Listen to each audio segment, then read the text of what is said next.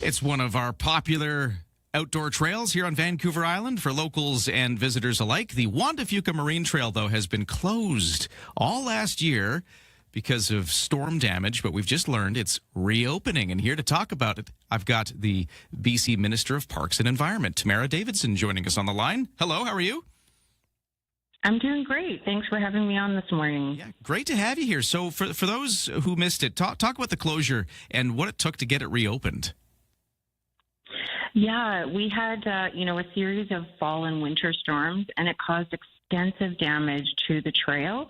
And so we've been working on sections of the trail to deal with the toppled trees and the slopes, and then also replacing several bridges that were damaged in the storms.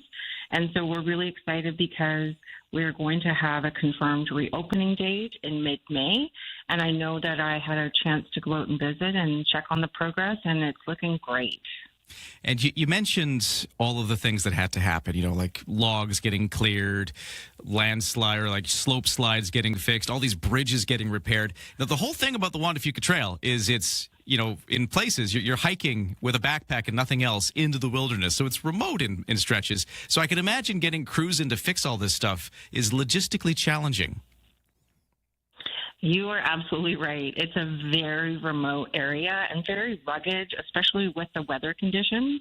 And so we're looking at also rerouting some of the trail locations just to make sure that it's really safe for hikers that are going in there and making sure that it's a more sustainable route for them.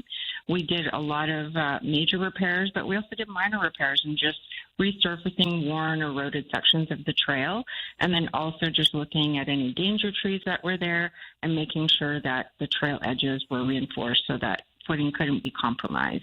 And some people were griping about it being closed, and some people I know, because there were warnings placed about this, were even trying the trail despite its closure. Talk about why it had to be closed. Like, how bad was it? It was extensive. We have invested about $950,000 into the cost of doing all of these extensive repairs. We put up warnings. We asked the public not to go into those places because we knew that it was very dangerous. The trails were not ready for hikers, and we just needed to make sure that we had the time and the space to make sure that those repairs were done right. Now, the $950,000 price tag you just mentioned, I understand some of that money came from the federal government. They had some kind of emergency funding. Talk about where the money came from. Yeah, it was really great. I'm so happy we're working closely with Public Safety Canada, the federal department, on the Disaster Financial Assistance Arrangements Program.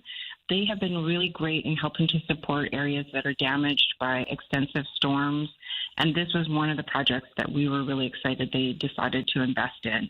This 47-kilometer trail is such a favorite of people living in British Columbia, and we're so happy for the support that they provided. Now, the news is that it will reopen for this summer season, but we don't yet have an exact date. I think the wording was that the opening day will be announced in mid-May. Talk us through that process and what has to happen before you select that date. Yeah, so we're still completing some of the major bridge repairs, and we know that the completion is coming up quickly. So we didn't want to make an announcement until we knew that those bridge repairs were going to be completed.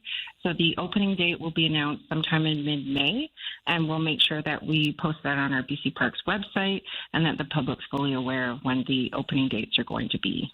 But once it opens, this is not like a campground that you have to reserve or book or anything like that. Once it's open, it's just open and you can go. I think there is a fee you pay, but you don't have to make a reservation or anything or get on the BC Parks website and book a site or something. It's not one of those situations, is it?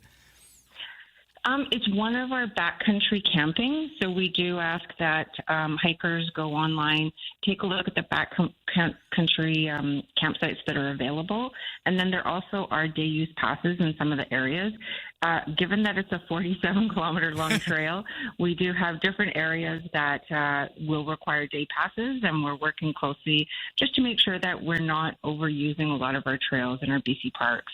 We want to make sure that they're available to everybody, and we've been working really hard on making many of them accessible. Juan Fuca Trail wait for mid-May. They'll reveal the date that it'll be officially open to backpackers and day hikers and all the rest of them. That's when we'll learn the date. We're talking to BC's Minister of Parks and Environment, Tamara Davidson, about what went into getting it open again and why it closed in the first place. Final question to you is just, how important of a trail this is, because, it's something we like as locals, but I know that for some of those areas, around Port Renfrew or in Shirley and all of these communities around there, it's actually a big economic driver because people travel to go to it and, it attracts visitors. How big of a deal is it for that community? It's one of our most popular backcountry hiking experiences on Southern Vancouver Island, and it attracts thousands of visitors each year. And it's also an area with deep cultural significance to the Pacheedaht First Nation, and they work closely with our BC Parks on the management of the trail.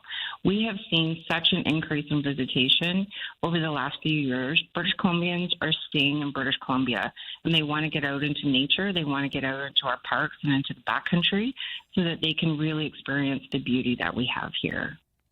Well, thank you so much for telling us about it. And we'll follow up in May when we learn the full opening date. But Tamara Davidson, Minister of Parks and Environment, thank you so much for spending some of your morning with us here and telling us the good news.